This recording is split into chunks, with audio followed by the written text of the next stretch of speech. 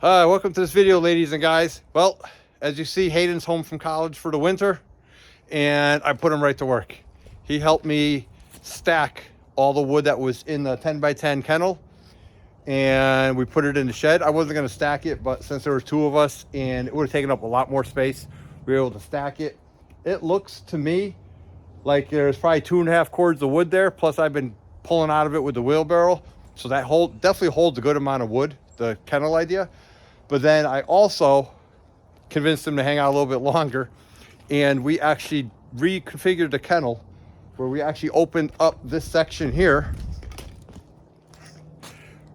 and slid the conveyor through it. So now the conveyor falls in what was the middle of the kennel. But then we actually even opened up this panel right here. So now I can actually get in here with a machine and pull it, or, you know, or just pull it out so I can keep splitting with the machine. Because last time, if you notice, this panel's all bent because I hit it with the excavator. You know, I get too impatient when I have work to do and when everything's going good. So now I have this whole open area, and I got to fix my 039 chainsaw. So once that's fixed, I'll be splitting all those big chunks over there. I'll be cutting those into rounds, loading up the trailer with quarters of those, because I'm gonna use the hydraulic log splitter I made for the excavator on it. And then I'm gonna fill this up again, and then I'm gonna convince Hayden to come back to help me stack that. So yeah, other than that, I want to, you know, give a shout out to my kid. The kid who lives with me doesn't even come out and help, but he's away at college and he comes home and I put him right to work. So all right, see you in the next video. I'm not sure if this is going to be part of another video or if this is just going to be a little short. But, yep, firewood's all stacked. Good to go. Time to make some more wood. All right, what's up, ladies and guys? I decided to finish doing this dog kennel for the firewood bin. Let me show you what I'm doing. I want to secure it so as the firewood builds up against it, it doesn't fall, move, tip, or anything like that. So let me show you how I'm doing it. I already did 3.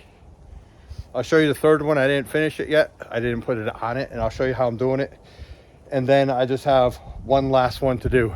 So let me show you what I came up with. So one thing I was worried about is as the wood falls and builds up a pile, it's going to be up against the walls. So what I wanted to do is I wanted to secure this panel so it didn't get pushed out that way. This panel, so it didn't get pushed out this way or this way.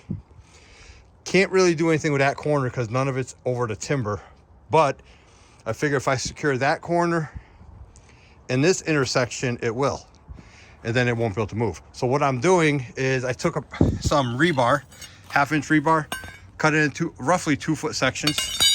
I drilled a hole in my timber 6 inches deep, and then I took a mallet and I just slammed the rebar down into there. Now what I'm doing is I'm picking up the fence and I'm putting the rebar in this tube. And that's going to prevent it from going either way.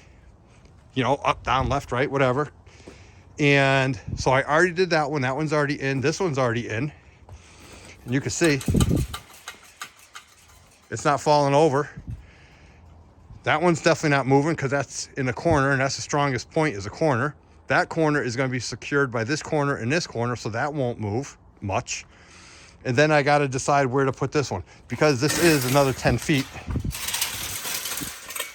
It is a little bit long. I don't want it blocking this, so I'm just probably going to stick the rebar in the dirt right there, and or not in the pavers, but in the dirt, and then that way it stays connected. And that'll be securing the firewood bin. And the conveyor is in roughly the middle. I can't move it. As you can see, the conveyor is not centered in the panel because you have the metal pole. So it works out perfectly where it's going to fall pretty much right here.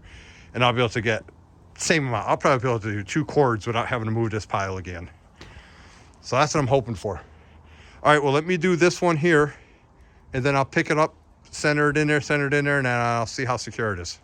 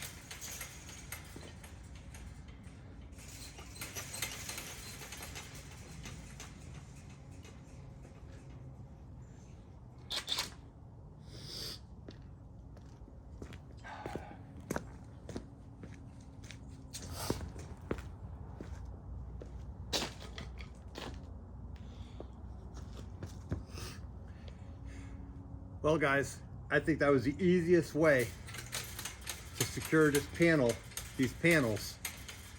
And if I ever get rid of this, when I get rid of it, I could just take a Sawzall. Well, this one I could pull out because it's in the dirt. I could just yank that rebar out. But the other ones, I could just take a saw and cut the rebar flush with the timbers, and it was like it was never there.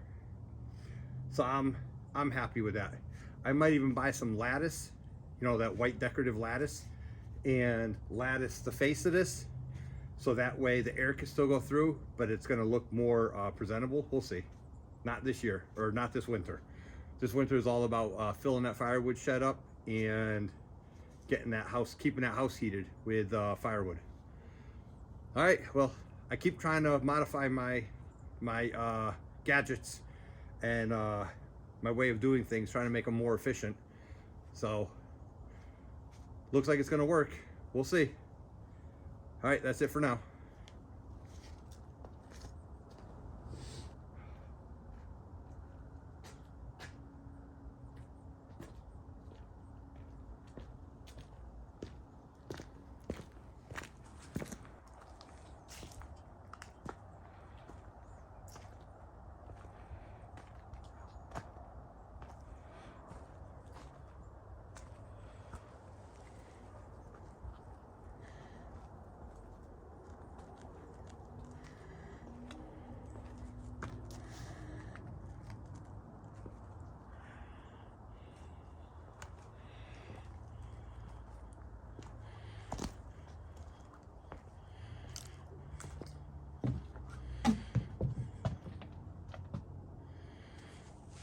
One thing I did not record that I did yesterday, preparing to stack the wood in here, is I lined the shed with 1/2-inch plywood.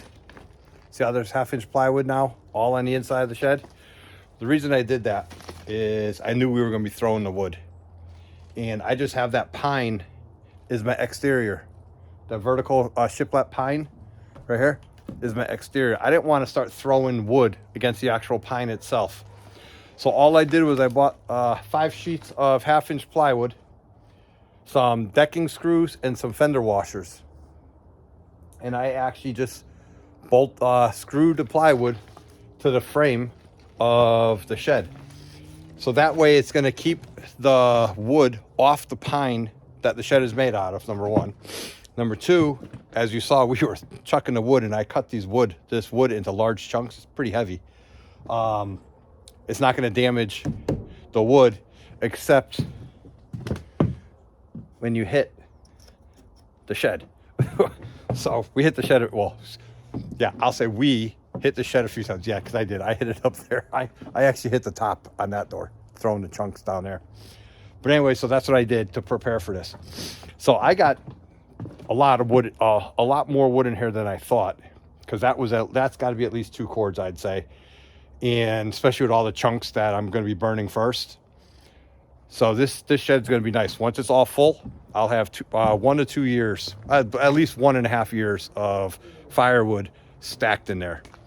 But my goal now is, like I said, to cut the big rounds. Once I fix my chainsaw, I ordered a new ignition coil for it, because it's not getting spark again. So I'm just going to replace the coil. So once I replace the coil and hopefully get that chainsaw, the 039, running again, I'm going to cut the rounds.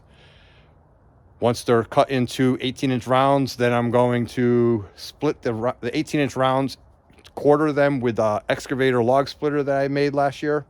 So that way I could pick them up, because they're too heavy. I'm just gonna, not gonna be able to do it forever, picking up the big rounds like that. So I'm gonna try to save my back when I can. So I'll put the quarters in the dump trailer. So once they're all in the dump trailer, and the dump trailer is over full, it's already in position right next to the splitter. So once it's full, I'll just start splitting. And now I have plenty of room. I should be able to split all that without having to stack it, before having to stack it to make more room. I may have to knock the pile down with a machine. That's why I opened this up. I have this open so I can get the machine in here now, because as you see, I bent it. My boom on the mini excavator hit it. So, yeah. All right, that's it. I'm done rambling. My cheeks are already numb. It's cold. See you on the next one.